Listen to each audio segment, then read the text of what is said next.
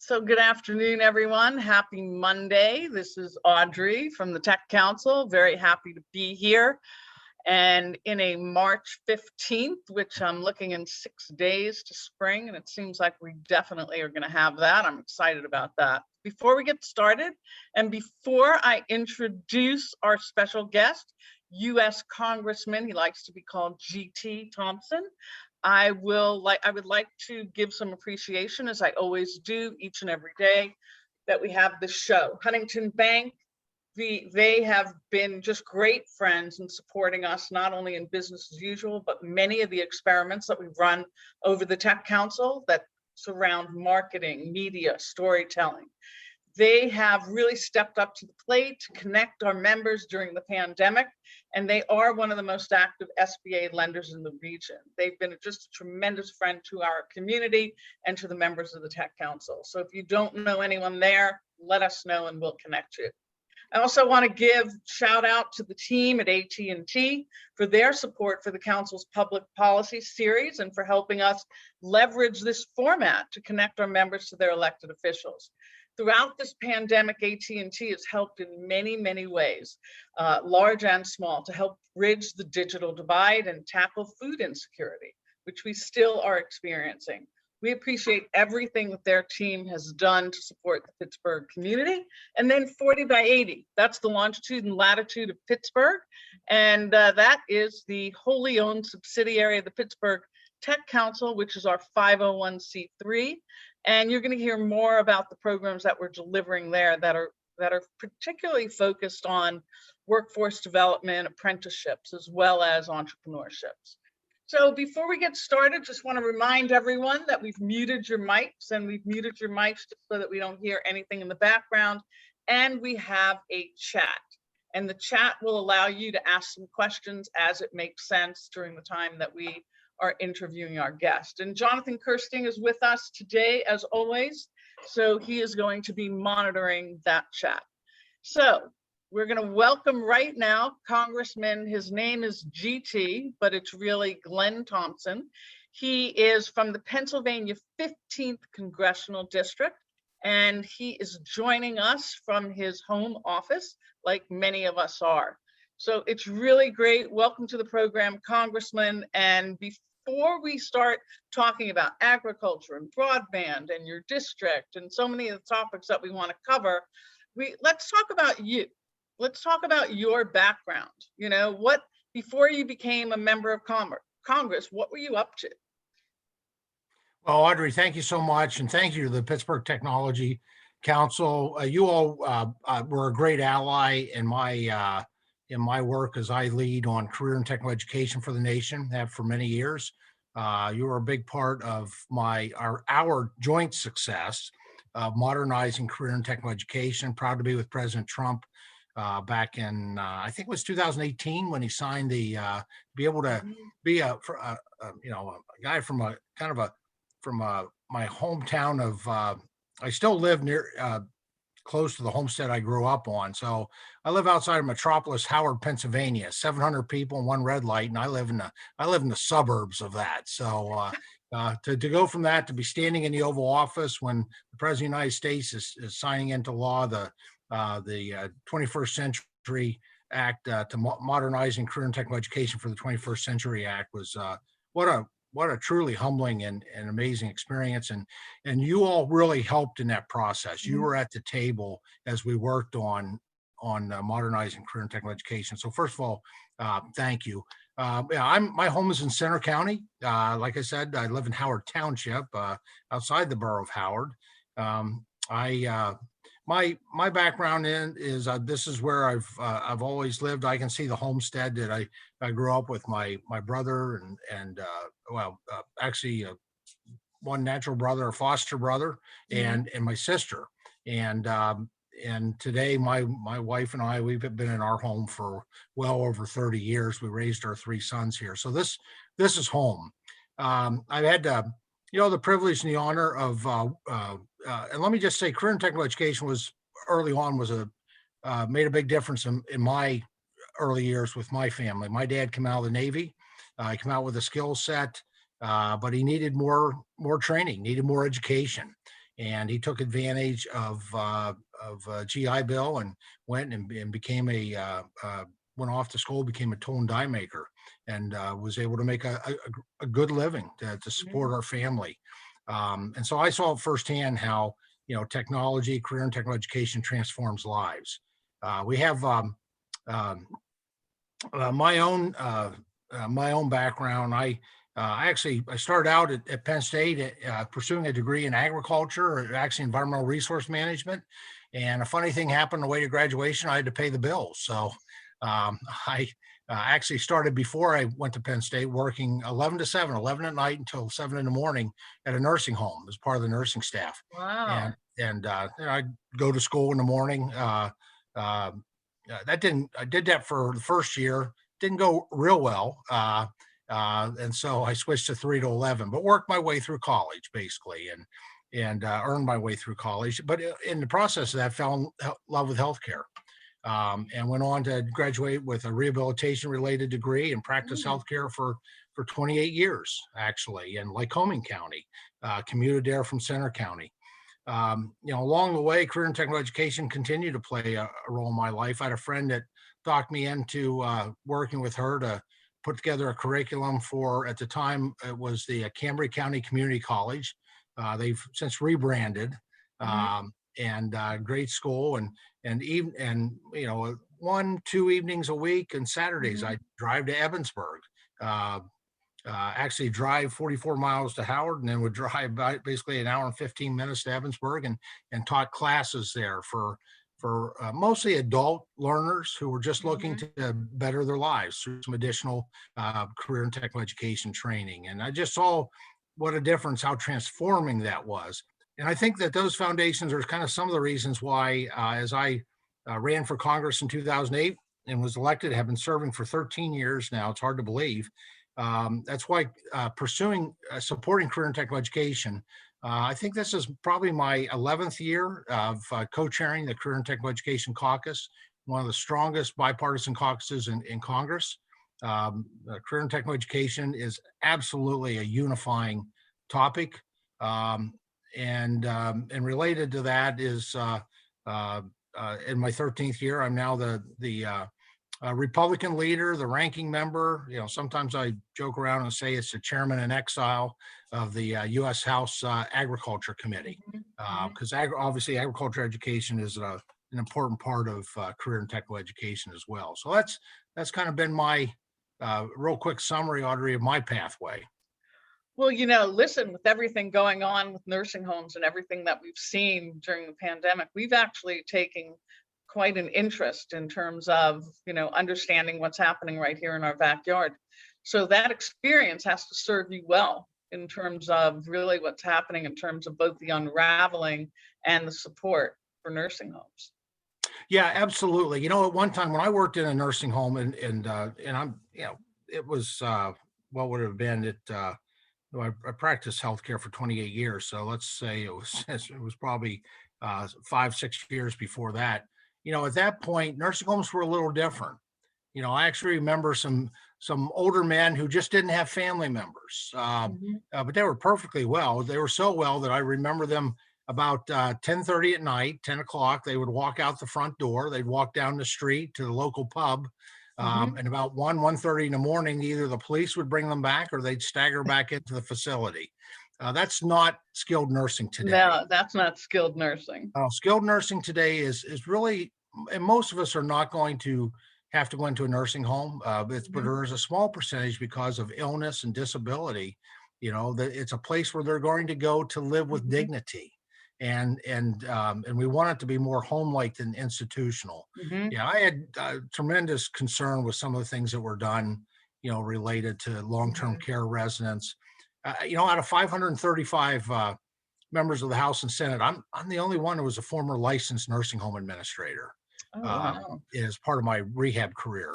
And so, there's and there's skill sets there that we need to be supporting. Obviously, we need to create opportunities because we need qualified and trained people to work with really the folks who I think for the most part are the most at risk among us. So.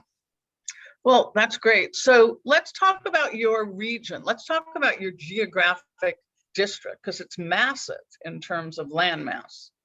Yeah, well, I won the lottery in terms of where I live. Obviously, it is a wonderful area.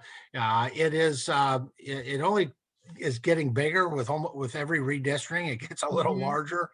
Right now, we're at 24% of the land mass of Pennsylvania. Now, you think about that. There's 18 congressional seats, and I've got almost a quarter of the state. I'm Wow. 20 minutes from downtown Pittsburgh right now, Right. and over to Center County, where my home Mhm. is, and I'm kind of on the western or the eastern frontier, and then we go right up into to the New York line in Warren County and McKean County. It's 14 counties. It's I think I last for 11, over 11,000 square miles. But it's a great congressional district full of really good Pennsylvanians that live there and manufacturers and in industry, agriculture. Agriculture is our largest industry in Pennsylvania, Mhm. and certainly a leading industry in my district. But we have great uh, manufacturing as well. We've really have the world epicenter of powdered metals is in my Mhm. congressional district. When you look up at Elk County and Cameron and Mhm. Jefferson, it's amazing the history there and how many manufactured parts through powdered metal that's going forward. We're also the district includes the birth of the commercial oil industry. Venango County, Titusville, birthplace. So it's pretty diverse in terms of businesses and industries, and it's just a great area. Well, now that you're the ranking member of the House Agricultural Committee, talk to us about the state of the nation of agriculture industry. 1 year into the pandemic, what are we facing? And there's a question out Yeah. there also about, support. Sure. Well, just a little background. Agriculture itself in the rural economy has been on a decline, was on a decline for about 8 years. We started to see that turn around. We've got some distance to go. Most of that decline was specifically because of two commodities. One was cotton. We don't really grow much of any cotton in Right, Pennsylvania, right. but the other one's dairy. And we do. Dairy is our largest commodity of our biggest industry, agriculture. And the reason for that again was misguided. It just shows you what can happen with bad public policy. And it was back in 2010 in a very partisan way. Whole milk was removed from our schools, and when they did that, really following bad science, and the science shows today that was a mistake. Um, we wound up with we lost an entire generation of milk drinkers, and we cheated kids on the nourishment that comes from milk fat. Whole milk's only 3.5% milk fat, um, and today all the research shows from both a health perspective and quite frankly, if you're dieting, it's one of the few beverages that is that you don't go back for more afterwards. Mhm. It's really a low sugar content, and but anyways, so that was the status, and then we got into COVID almost a year ago to the day. I mean, I think it was just yesterday, or maybe Mhm. Friday or Saturday, that the World Health Organization finally Friday. Mhm. declared got off its butt and declared that we were in a Right. global pandemic. And that had a tremendous impact on the agriculture industry because of the disruption in the food supply chain. Uh, Mhm. you know, Prior to COVID, and I was shocked, Audrey, by this statistic, over 61% of all meals were eaten in restaurants, at restaurant tables. Uh, Wow. it's huge, right? And all of a sudden, restaurants are closed, Right. schools are closed, universities closed, any place that people gathered Right. to eat. And food manufacturing was impacted because you when you're selling food to a restaurant, to a school, to a university, you package it differently. You package it in bulk for efficiency. And then all of a sudden, everybody was forced back to the family dining room table.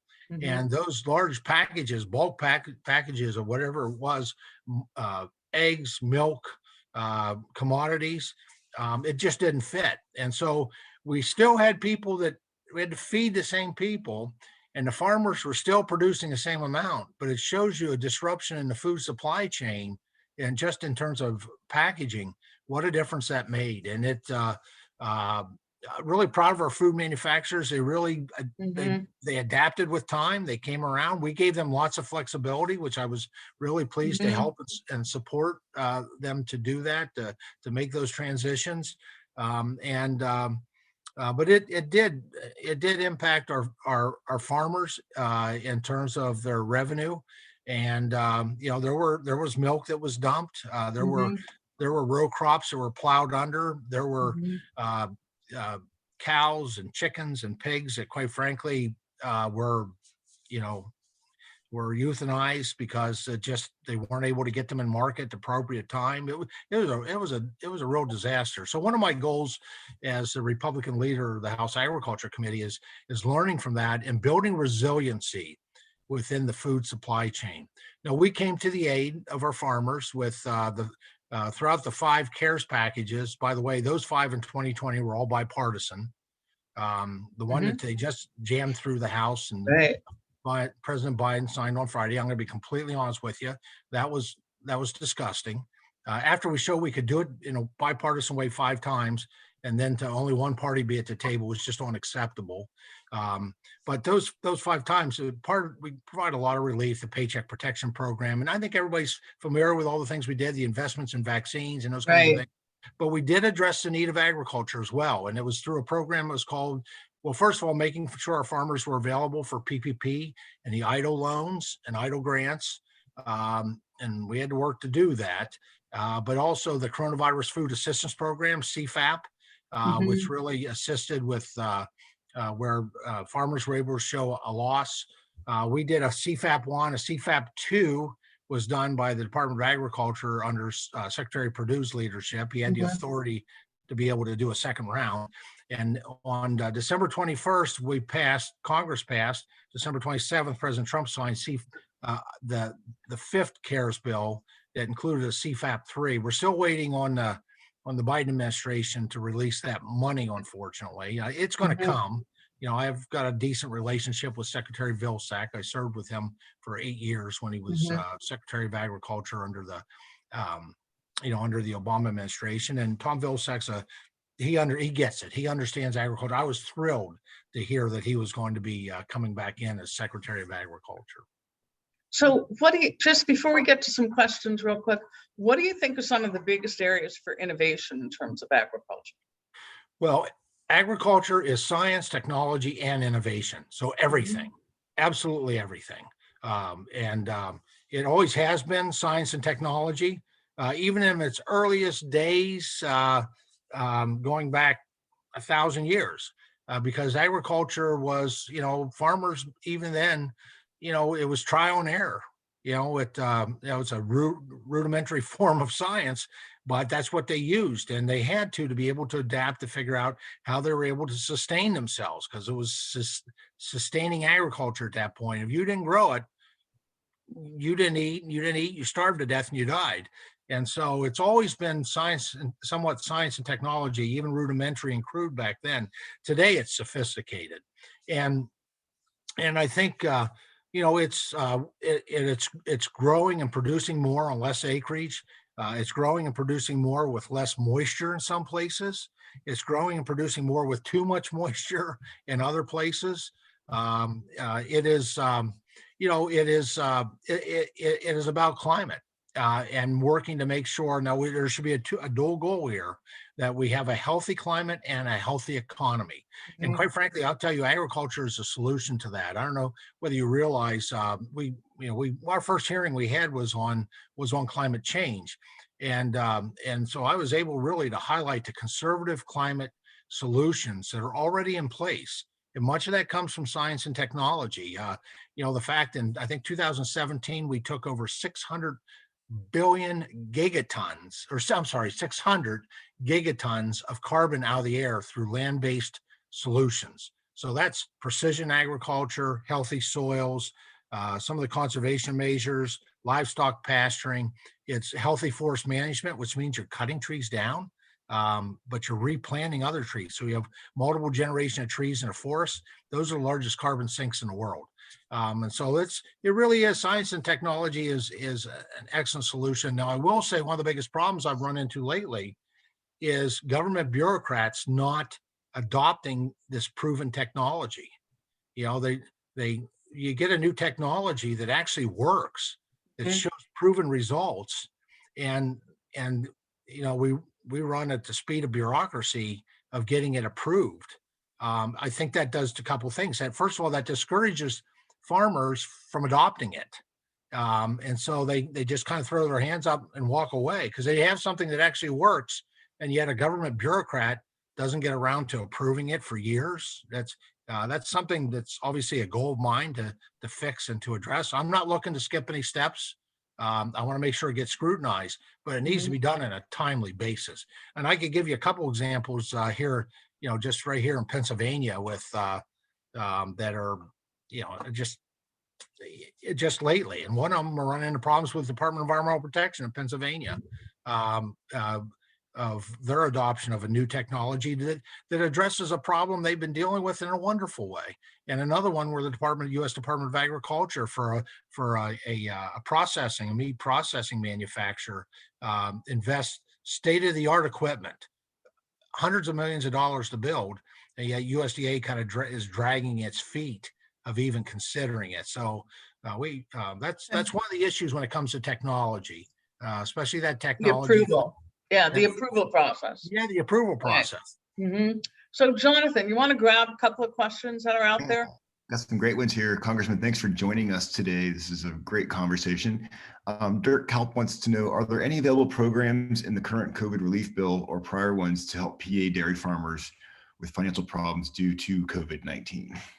Hey, great question, and absolutely, dairy is something that's near and dear to my heart. I'm from a long line of dairy farmers.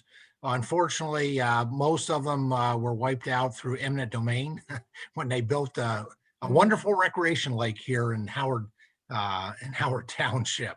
All of our dairy lands lay at the bottom of the lake today. There was absolutely. I fought hard with this most recent round, the one that President Trump signed. I guess that's not the most recent one now, but the December 27th one that was signed into law. For those small farmers that are net negative revenue, to be able to qualify for the first time for the Paycheck Protection Program. Unfortunately, because of the nature of how dairy is reimbursed, these folks, based on net revenue, were not eligible, and that's been fixed. That my language made it into that bill. With right now with the Agriculture Committee, one of the things I'll be looking at is really doing a review of the and we'll start collecting data on this and information of looking at the federal milk marketing orders. One of the things we put in the Farm Bill was an adjustment so that farmers would do much better with that, or marginally better. And unfortunately, this was pre-COVID, right? Because it was a 2018 Farm Bill. And COVID just messed things up because cheese became really the preferred dairy product because of the shelf life. And so cheese is class 3, fluid milk is class 1. Actually, cheese was getting much better money than fluid milk was getting, and which is not usually the case. So farmers before COVID were doing well with that change. After COVID, our dairy farmers were hurt by it. And so just know that that's all on the table, and I'm going to be leading a systematic review of that. The bottom line is I want our dairy farmers to be sustainable, and sustainable means to me more money in their checking accounts and their savings account. That's what truly sustainable is. Because if we lose those farms, then we're going to wind up food insecure. We're going to wind up dependent on other countries for our food. Right. That's a very dangerous situation to be in. Right. Jonathan, is there anything else? Because Great question here from Ellen Mazzo. Says she thanks you for your sponsorship of the Health Act. Do you expect Congress to become more open to supporting telehealth, including reimbursement, given how invaluable telemedicine has been during this pandemic? Absolutely. Telemedicine is evidence that God's got a sense of humor. Because I'm a guy that I was probably the last of my peer group before coming to college or coming to Congress when I was practicing healthcare to actually even have an email address, right? I remember one of the board meetings after email was a thing, and they sent around a list, and they asked us to sign up our email address, and I wrote down none at this time. And somebody said, well, that's the coolest domain I've ever heard of. I said, no, you don't get it. I don't have one of those.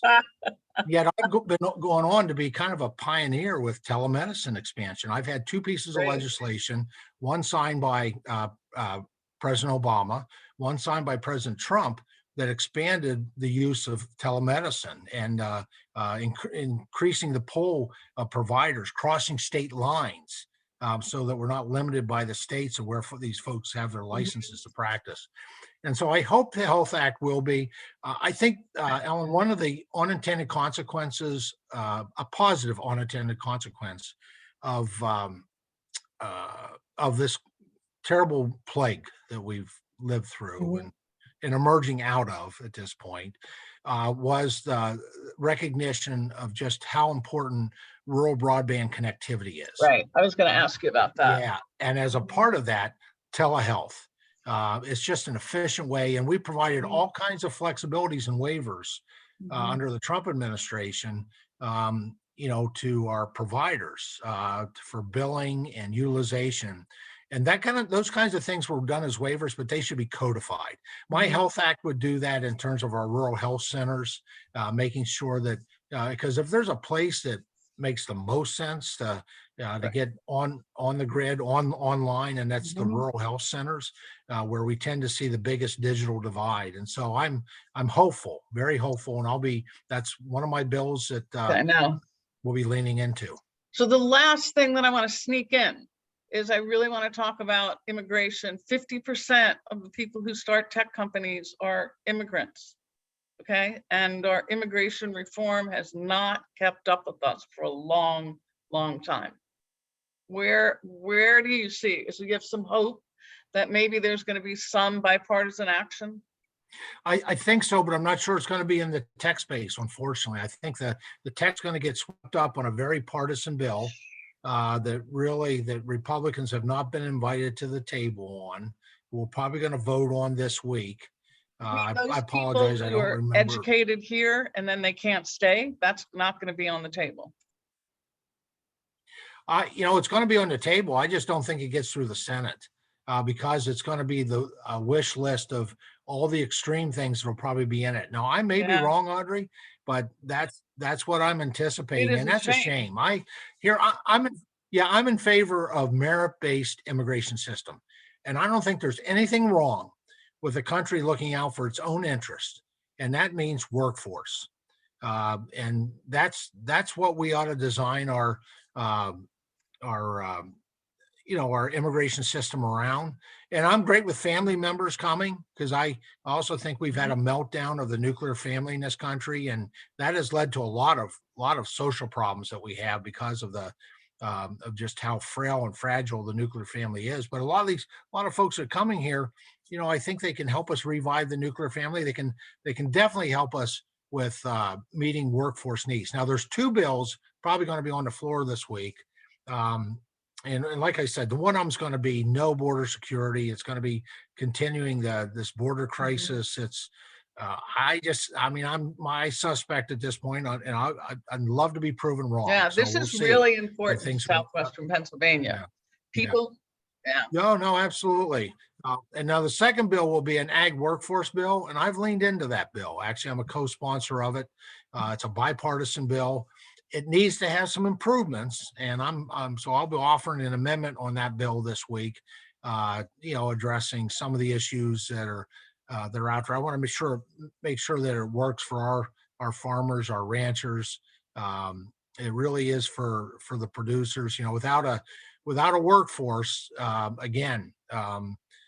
herds are not going to get milked or tended to, and crops aren't going to get planted, or they're going to get plowed under.